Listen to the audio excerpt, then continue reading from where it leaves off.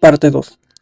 La ciencia extrañamente se acercó a esta condición de unificación cuando descubrió que cualquier acto de observación afecta al observado y que, por lo tanto, no existe base para suponer que el observador y el observado pertenezcan a dos reinos separados e independientes unos del otro.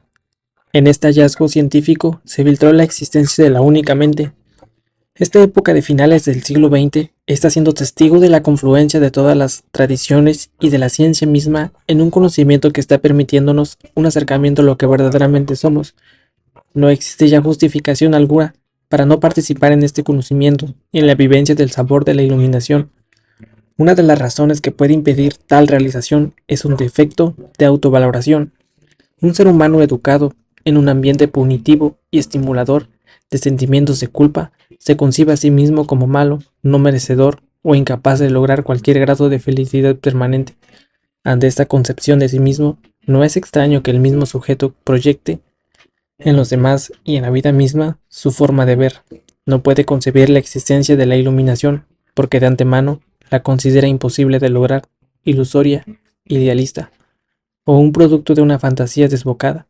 Cuando escucha que un ser realizado es aquel que ha trascendido su yo, que lo ha dejado atrás para penetrar en un nivel más universal y abstracto de la existencia, interpreta erróneamente la descripción y se siente familiar con ella, pero no porque se encuentre más allá de su yo, sino porque ni siquiera posee uno mismo. Para poder trascender y el yo primero, es necesario poseerlo y amarlo. De otra forma, la supuesta entrada del reino espiritual es más bien una antesala del infierno. En su rechazo a su propio yo y no en su trascendencia, puede interpretar la iluminación tal y como vive su propia vida, vacía, carente de sentido. Y puesto que toda la explicación de la realidad es paradójica, existe una alta posibilidad de confusión en un entendimiento puramente racional de la misma, sobre todo para quien no ha podido resolver sus problemas psicológicos más elementales.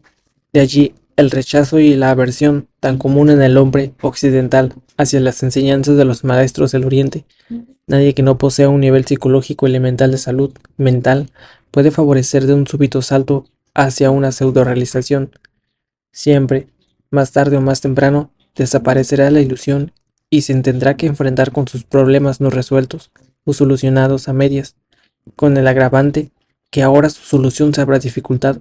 Un ejemplo de este error es el uso de drogas estimulantes de estados alterados de conciencia. Toda una generación ha comprobado que este camino no es el correcto y que para llegar a la liberación real un viaje de hongos alucinógenos o la ingestión de LSD no es la solución. Sin embargo, nada acontece sin una razón poderosa, y la misma generación que pudo tener atisbos artificiales, pero a fin de cuentas atisbos, de la existencia de otras formas de percibir, busca, en la actualidad, formas más auténticas de lograr su autorrealización. Esta, para ser auténtica, no depende del entorno específico o de condiciones externas especiales. El ser auténticamente realizado mantiene su estado en toda condición, porque su estado, si es verdadero, se encuentra más allá de cualquier contingencia externa y cambiante. Tú imaginas que en ausencia de una causa no puede existir felicidad. Para mí la dependencia de cualquier cosa para lograr la felicidad es la miseria total. El placer y el dolor tienen causas, mientras que mi estado es mío, totalmente independiente, no causado e inexpugnable. Yo puedo percibir el mundo tal como tú, pero tú crees que estás dentro de él, mientras que yo lo veo como una gota iridiscente en la vista extendiendo de la conciencia. No importa lo que suceda, yo me yo permanezco en la raíz de mi ser. Existe la conciencia pura, una chispa de luz intensa. Esta chispa, por su propia naturaleza, irradia y crea imágenes en el espacio y eventos en el tiempo, espontáneamente y sin esfuerzo. Mientras permanezca atenta y relajada, no hay problemas, pero cuando la mente discriminadora entre en funciones crea distinciones, el placer y el dolor aparecen. Sri Nisargadatta Maharaj. El placer y el dolor aparecen cuando se cae en el vicio de la pertenencia. La pertenencia, a su vez, surge con la identificación. Aquello que experimenta es libre por naturaleza propia, pero pierde su libertad cuando se identifica. Entonces, siente que su bienestar depende de alguna condición externa a su propia esencia. Cuando experimentamos placer, este no se encuentra en objeto alguno, sino en nosotros mismos. Es un recordatorio de lo que es nuestra naturaleza real, porque cuando ella se estimula, el resultado es la vivencia de la felicidad. El problema consiste en creer que esta felicidad fue causada por algo, cuando en realidad ella está contenida en sí misma, en nuestro ser real. Una de las condiciones de la capacidad de vivir el presente en felicidad es mantener el contacto con nuestra naturaleza verdadera. Independientemente del paso de los días, las casas que habitemos, los ambientes en los que vivimos o las personas con las que interactuamos, vivir el presente no implica olvidar quiénes somos, sino por el contrario, recrear a cada instante el contacto con nosotros mismos. De esta forma, ni el paso del tiempo, ni las enfermedades de nuestro cuerpo o los acontecimientos que enfrentamos podrán alterarnos. El signo más claro que indica que alguien no ha sido capaz de atravesar y trascender su mito o tema de identidad personal es verlo quejarse de la repetición de los días, de lo aburrido de la vida y de la existencia de nada nuevo bajo el sol. Esta queja lo que verdaderamente oculta es la incapacidad de quien la emite de salirse de una cárcel que él mismo ha construido. No es una queja acerca de la realidad, puesto que de ésta no tiene conocimiento alguno. Si lo tuviese, lo último que se le ocurriría sería quejarse de ella. El motivo de la queja es su propia enajenación y la ausencia de contacto con su naturaleza real. Esta siempre es nueva y rebosante de frescura y bienestar. El ser nueva no se refiere a lo cambiante, apariencia externa de los objetos o a la sucesión novedosa de los acontecimientos, aunque estos también son creados nuevamente y a cada instante. La referencia es a la profundidad insondable e infinita de la sensación de mismidad del uno mismo.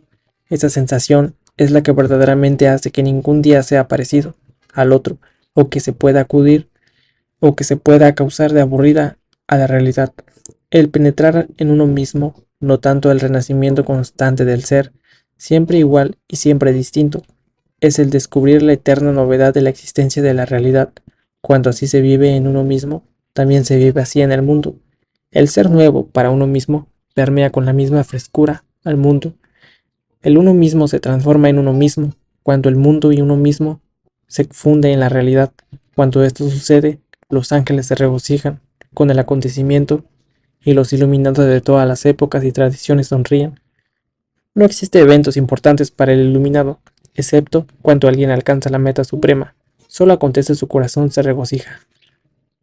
Solo entonces su corazón se regocija. Srini Sartarata Maharaj. Cada objeto al fundirse el uno mismo con el uno mismo se permea de conciencia y se baña de la misma luz de quien así ha alcanzado la realidad. Todo lo que su atención toque se encenderá con la misma llama de la conciencia que ha alcanzado. La conciencia está en todo, desde las minúsculas piedrecillas, la redondeada gota de rocío, el perro y la galaxia. Es la tridimensionalidad que sustenta al penetrar en desigual medida en la cuarta residencia de quien observa. Es el observador de la conciencia en quien desde allí atestigua. Es el ser humano penetrando cual ninguno quien completa lo antes dicho. Es, al entenderlo, que se percata de su verdadera misión aquí en la Tierra, es rescatar la conciencia de toda materia. En la realidad, se comprende que la misión no fue meta, por alcanzar, sino presencia constante aconteciendo en el presente, además de que la creación es propia. En el desapego del mundo, éste se goza como si por primera vez se viese, tal y como desde el silencio su canto armonioso la palabra ofrece. Este es el primordial vacío que el calor y la forma aparecen. En aquello todo ofrece plena enseñanza, puesto que allí se comprende que la creación es propia. La razón no lo comprende, pero ¿quién es ella? Vieja y desgastada sopa, sobre otros tiempos, vejestorio inútil que ya nada ofrece.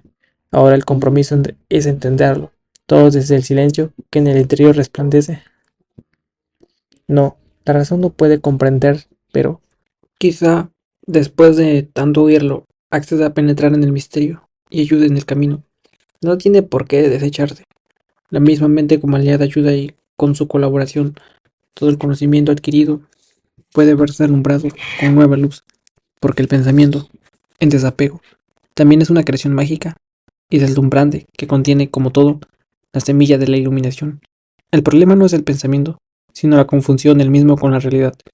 El lenguaje, como manifestación del pensamiento, es uno de los medios para reafirmar una cierta forma de ver, porque al transmitirse, la generaliza. Pero el lenguaje no es solamente una manifestación, sino una retroalimentación de la misma realidad que confunde con la realidad. La actividad cerebral cambia dependiendo de las expectativas conceptuales de cada sujeto. Es decir, el pensamiento tiene una influencia poderosa sobre la fisiología, al grado de que la entrada de información al cerebro se modifica, dependiendo de lo que éste espera recibir. Con el lenguaje sucede algo similar. Los árabes no reconocen la nieve y en su idioma apenas hay un término para denominarla. En cambio, utilizan docenas de vocablos diferentes para distintas tormentas de arena. Los esquimales no conocen el desierto y no tienen términos para él. En cambio, reconocen docenas de tipos diferentes de nieve y su lenguaje los contiene en forma de palabras específicas. En ambas culturas el lenguaje es una manifestación de las características de su entorno, pero, al mismo tiempo, el lenguaje determina una agudización de la percepción para las mismas características. La psicología occidental apenas está inventando términos para denominar los estados de conciencia asociados con los niveles de iluminación. En cambio, la mística del Oriente posee un acervo de vocablos riquísimo para señalar tales estados en sus más delicadas facetas. También, en ambos casos, el lenguaje es una manifestación de la familiaridad de las experiencias que denota, pero al mismo tiempo constituye un estímulo para penetrar en ellas. Un niño nacido en una comunidad de místicos no solo aprenderá un lenguaje rico en términos que se refiere a estados de conciencia, sino la realidad que denotan lo ayudarán a penetrar y entender a los mismos. En cambio, un niño criado en una sociedad consumista hablará en un lenguaje comprensible para sus mayores, repleto de palabras referidas a la realidad material y paupérrimo en denominaciones espirituales. Por ello, ni podrá conocer ni denominar los cambios espirituales que sucedan en él. La falta de vocabulario y la ausencia de referentes comunitarios acabarán transformándolo en un analfabeta espiritual. Sucede lo mismo con la posibilidad de vivir en el presente. En una sociedad cuyos valores son la productividad, ligada a metas específicas, la preocupación del porvenir y la valoración personal en referencia a los logros de la historia personal, la excelencia curricular y la capacidad de competir, sus miembros considerarán como una pérdida de tiempo la vivencia del presente en sí mismo. En cambio, en una sociedad contemplativa y amante de la naturaleza y la belleza del momento, sus miembros valorarán la existencia en el presente y lo podrán vivir con su riqueza en ausencia de prisas y metas. El presente será un fin en sí mismo y no una preparación para un futuro. En la sociedad occidental e industrializada, el presente es un instrumento para el futuro, una herramienta para lo porvenir. El problema es, entonces, que al llegar lo porvenir y al arribar el futuro, este se volverá a convertir en un medio para lograr otro futuro, y así una cadena infinita en la que la vida se diluye en una espera. ¿De qué? De un futuro que nunca se vuelve presente. La tragedia de nuestras sociedades es esta incapacidad de vida en el presente, porque existe un desconocimiento de lo que verdaderamente significa la vida y una ignorancia del propio ser. Este se sacrifica en aras de lo que nunca bastará para ser feliz. La felicidad se encuentra en la capacidad de estar en uno mismo, sintiendo las oleadas cálidas, tiernas y luminosas de la mismidad, tranquilas y serenas, y bastándose a sí mismas en un presente lleno de luz y siempre nuevo. El lenguaje no puede sustituir a la vivencia directa, y menos a la experiencia de la realidad. El sabor de la iluminación no puede transmitirse utilizando palabras, pero éstas pueden ayudar a recordarlo, o al contrario, impedir su actualización. El lenguaje hace referencia a una vivencia que se desea compartir o comunicar a través de su uso.